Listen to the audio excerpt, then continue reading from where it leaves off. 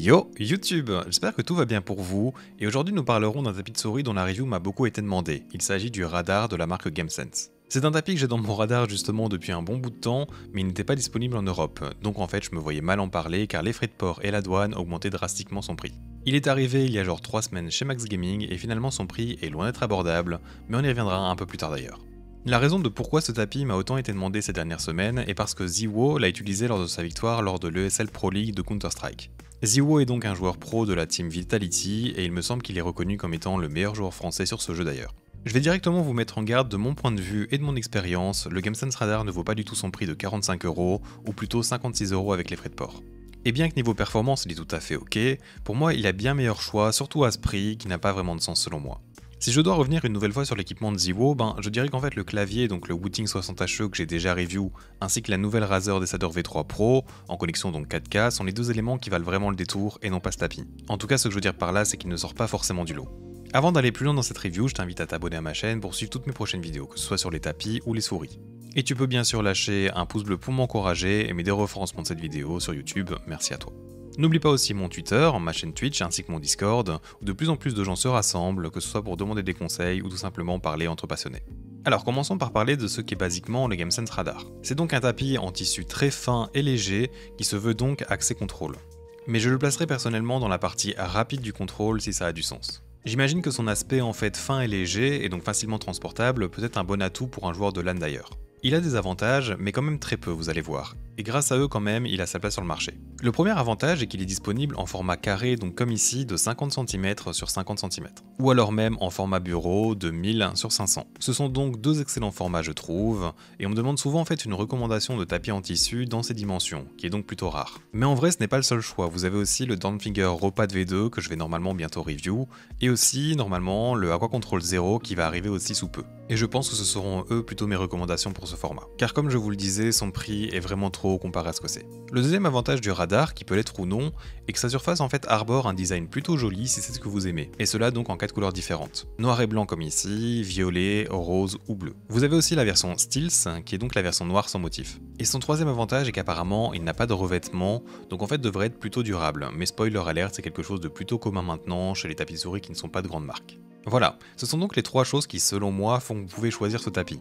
Sinon en fait vous trouverez mieux et pour beaucoup moins cher pour les autres éléments. Continuons donc cette review, et le tapis arrive en fait dans une belle boîte en carton dur que vous pouvez en fait disposer comme élément de décoration si ça vous intéresse. Le tapis sera directement plat sorti de cet emballage, ce qui est une bonne chose. C'est donc comme je vous disais un tapis assez fin et plutôt ferme. Il est indiqué qu'il fait en fait 3 mm mais je dirais plutôt qu'il est de 2 mm en fait, comme un SteelSeries QCK+ ou Edge. D'ailleurs globalement ce tapis c'est la glisse d'un QCK 9 en un poil plus rapide.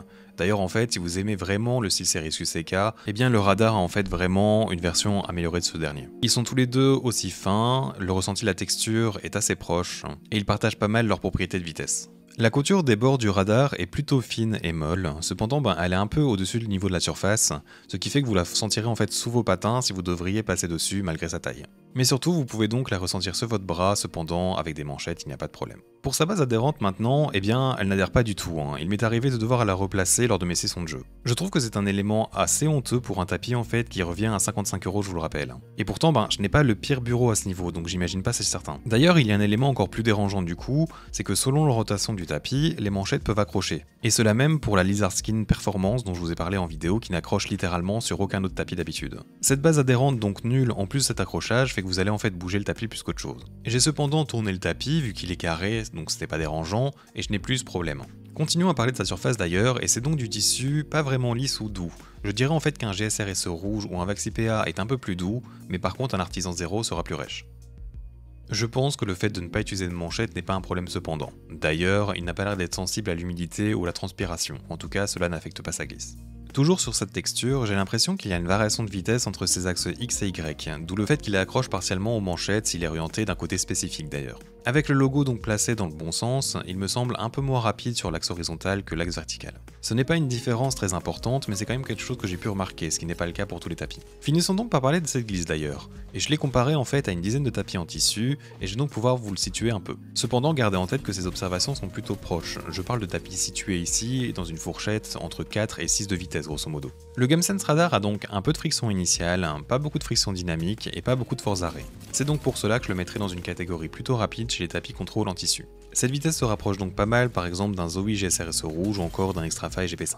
Le Static Focus 3 a un aspect plus glissant comparé à ce tapis. Et des tapis comme le Vaxi PA ou le Lethal Gaming Gear Saturn sont un cran en dessous en termes de vitesse comparé au radar, avec donc leurs différentes frictions qui se ressentent en fait plus. Maintenant, comparé au SteelSeries QCK Edge 9 que j'ai, le radar a en fait moins de friction dynamique et j'imagine que c'est dû à l'encre du motif qui le lisse un peu. Le radar tout noir devrait certainement encore plus se rapprocher d'un QCK 9 donc. Et finalement, comparé à mon Artisan Zero Mid, je dirais que niveau vitesse globale, ils ne sont pas si loin. Mais la force d'arrêt en fait du Zero est bien plus évidente. Je me sens en fait bien plus en sécurité dans mon aim du coup si je peux dire. Ce qui fait que j'aurai plus confiance en mes mouvements sur le Zero Mid. Et c'est d'ailleurs une bonne comparaison car le radar a une glisse constante due à sa fermeté et épaisseur qui ne vous permettront pas en fait de freiner votre souris avec de la pression. L'avantage du GameSense Radar cependant, avec peu de force d'arrêt, est que si vous êtes adepte par exemple du micro-ajustement et que votre aim est plutôt basé là-dessus, alors oui ça peut être un bon choix. C'est-à-dire en fait qu'après un flic imprécis, vous avez un peu de place pour manœuvrer et vous corriger. Alors qu'avec un Zero Mid par exemple, votre arrêt sera plus net et décisif si vous avez la bonne précision.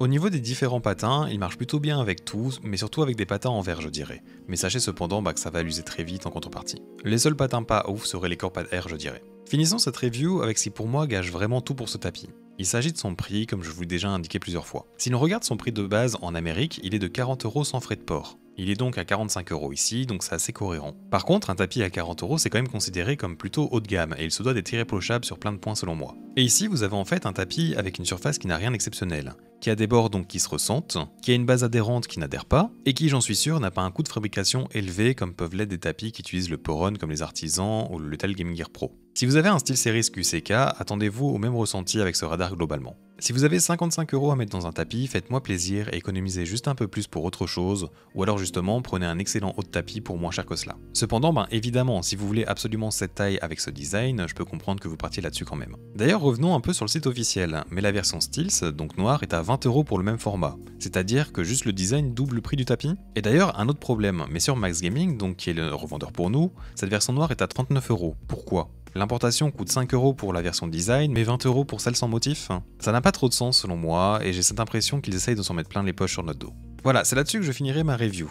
Elle était un peu critique et un peu dure, mais je viens de tout expliquer en fait. Je dirais en fait que je m'attendais simplement à beaucoup mieux, ou du moins qu'il ne soit pas inférieur sur beaucoup d'éléments à des tapis plus bas de gamme. Ses performances en soi ne m'ont pas déçu, les préférences de vitesse sont de toute façon propres à chacun, mais si je regarde tous mes autres tapis, j'ai vraiment du mal à imaginer comment ce tapis-là peut en fait se vendre pour autant. Et finalement, dans la récente vidéo tier list du reviewer Boardsy, il a en fait classé le radar au plus haut rang. Et je me demande donc vraiment s'il a revisité le tapis avant de le placer là. Parce qu'en fait, j'ai limite l'impression que je n'ai pas le même tapis. Avec cela dit, je te remercie d'avoir regardé la vidéo jusqu'au bout. N'oublie pas de t'abonner à la chaîne si ce contenu t'intéresse, ainsi que lâcher un pouce bleu comme d'habitude avant de partir. J'espère donc te revoir dans un futur proche, et à bientôt.